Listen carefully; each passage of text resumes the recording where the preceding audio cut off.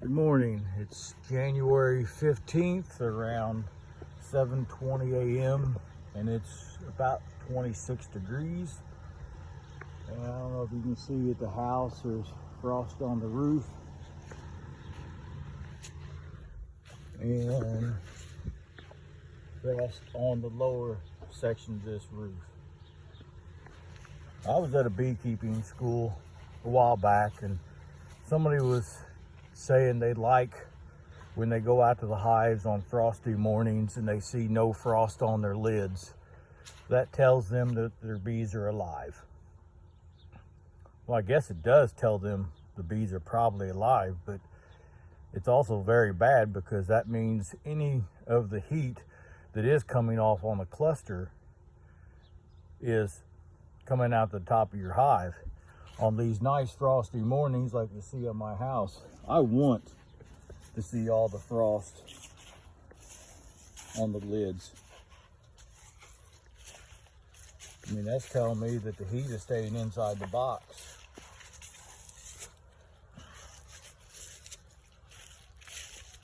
All these hives over here have frost. Well, the sun's starting to hit these hives, but they're still all frosty. Every lid has frost. These hives over here, they're always in the shade. They get very little winter sun. And this will be the test. Those three over there underneath that little apple tree, they get almost no sun. They can't come out and fly unless the temperatures are really warm. But these all have frost.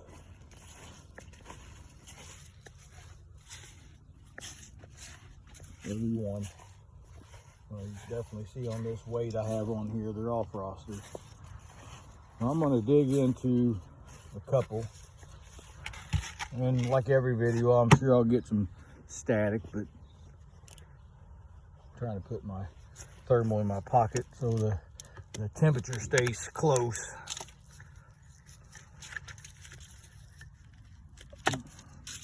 And see what I can find.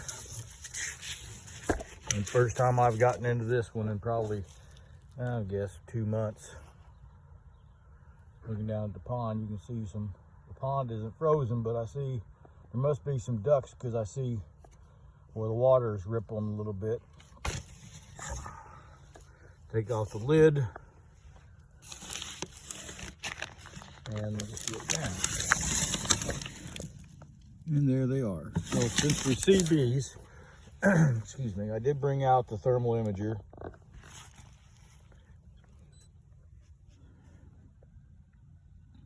And I always try to state the thermal imager is not designed to shoot honeybee colonies.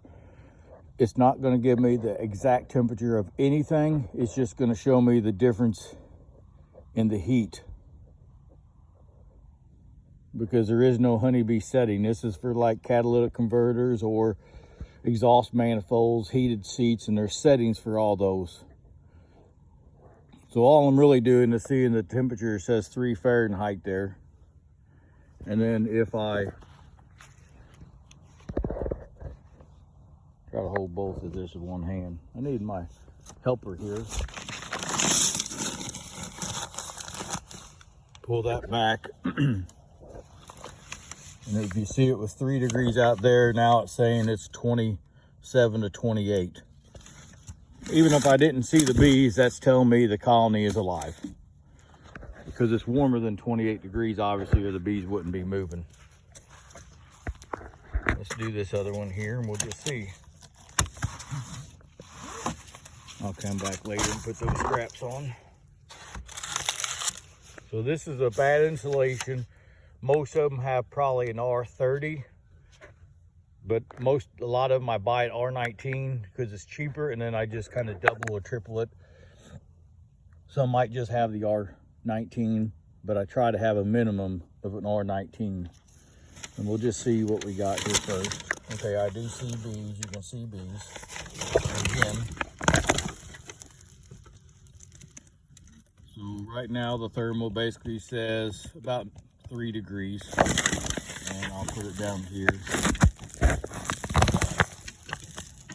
And you see, hard to see, 27, 26, something like that.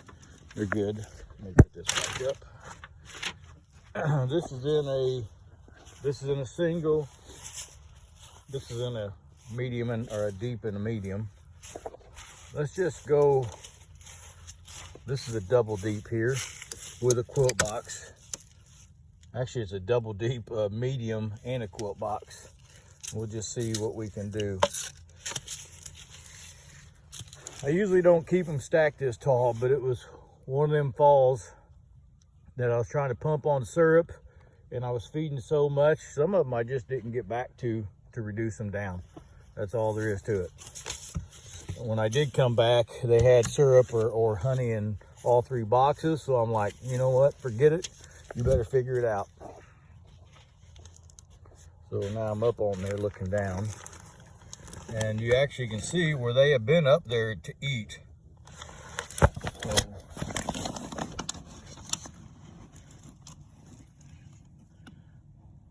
thermal imager basically says 2 degrees, and now it's showing 18. Just tell me they're alive. It doesn't tell me anything except how big. It doesn't say how big the cluster is or anything like that, but it just tells me alive. They're alive.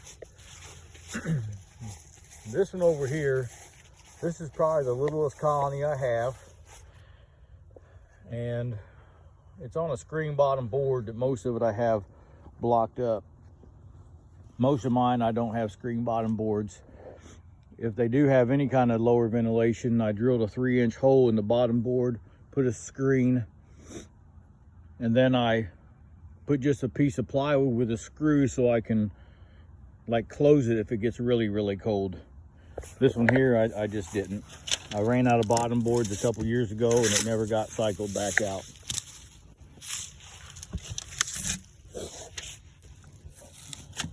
So I'm gonna pull the insulation back. They haven't really eaten the sugar much. So the thermal, well, it's saying right now 7. And it's saying it's 25. So they're still alive. Well, I hope everybody has a beautiful Sunday. I have a couple more 100 frames to put together. And that's what I'm gonna do today. I'll come back and strap all these down. See, I just got loose flakes here. Put them back in. You always want your bat insulation to be fluffy because that's actually how bat insulation works. If you smash it all down, you completely defeat the purpose of bat insulation.